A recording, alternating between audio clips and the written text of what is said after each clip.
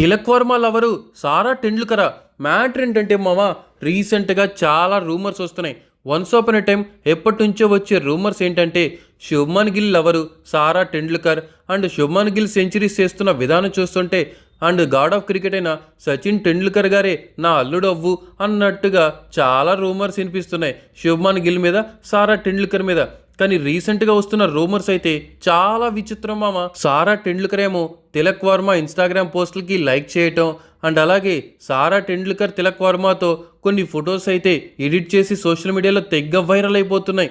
ఈ ఫోటో చూడండి మీరే, కాళ్ళకి నమస్కారం చేస్తూ తిలక్ వర్మకి ఉన్న ఈ ఫోటో అయితే సోషల్ మీడియాలో చక్కర్లు కొడుతుంది మామ.